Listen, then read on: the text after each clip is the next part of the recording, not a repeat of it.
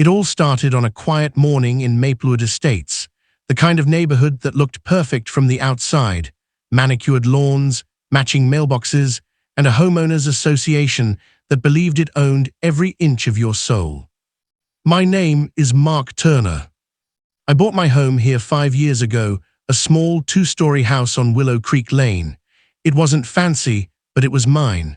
I'd spent every weekend fixing it up, painting, planting, and building the kind of life I thought I wanted. But I soon learned one simple truth: perfection comes with a price, and in Maplewood, that price was called the HOA. At first, it was little things: letters about my trash can being visible, reminders to mow exactly every 7 days, warnings about my porch light being too warm in tone. Petty nonsense. I laughed it off until Linda Peterson, the new HOA president, moved in across the street. Linda was the kind of person who smiled with her teeth, but not her eyes. She'd been president for only 3 months when I got the letter that started everything. Tense and calm. Dear Mr. Turner, your home's exterior color violates HOA Policy Section 4.3. You are hereby required to repaint your home to an approved color within 7 days or face daily fines. I read that line 3 times. My house color, violating policy. I'd painted it the same soft gray it had been since I bought it. So I called the HOA office. Hi, this is Mark Turner on Willow Creek. I just got a notice about my paint color. There must be a mistake. The woman on the line sighed. Mr. Turner, the board voted to update the color palette last month. Your color is no longer compliant. I asked, can I at least see the new list? She said, it's not public yet. I remember hanging up and just staring at the phone, feeling my pulse rise. Not public, and yet they expected me to repaint my whole house within a week. That was my first clue. Something wasn't right. That evening, I went outside to get the mail and saw Linda on her driveway. She smiled like a politician. Oh, Mark, got our notice, did you? Yeah, I said. Funny thing, I didn't know we changed the color policy. Oh yes, she said sweetly. We had a board meeting. You should attend more often. Anyway, the sooner you paint, the better. The fines add up fast. Her smile lingered as she turned away. I swear I could hear the smugness in her footsteps. That night I couldn't sleep.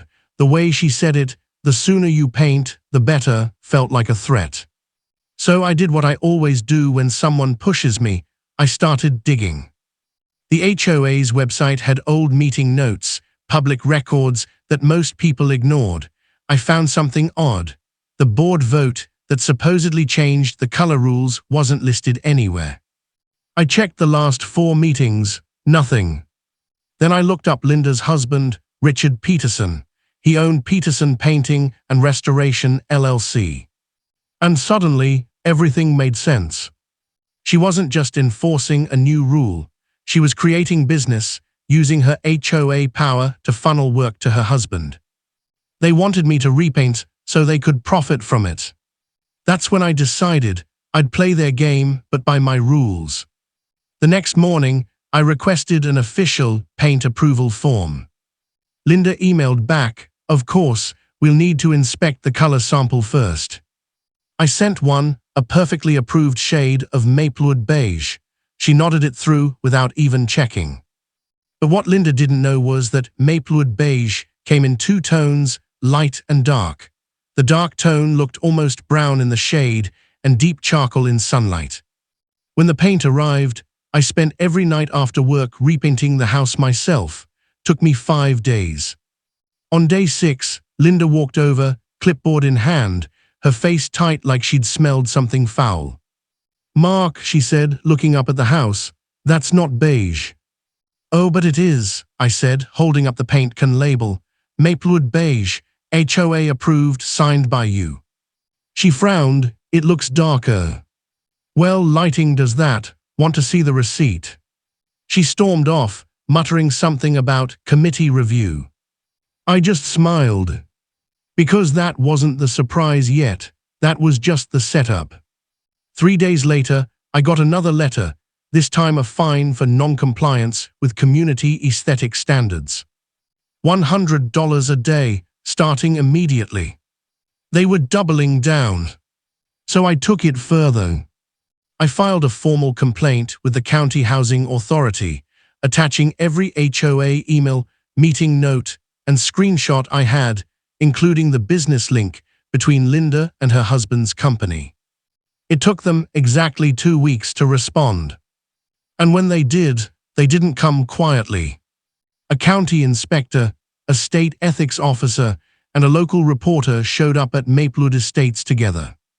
The entire neighborhood watched from behind curtains as they inspected Linda's files and HOA records. By the end of the day, the HOA office was sealed off, pending investigation for fraudulent contracting and conflict of interest. Linda's husband's company blacklisted from county projects. And Linda, she resigned that night. 2 months later, the new HOA board sent me an apology letter and refunded every fine ever charged under Linda's presidency.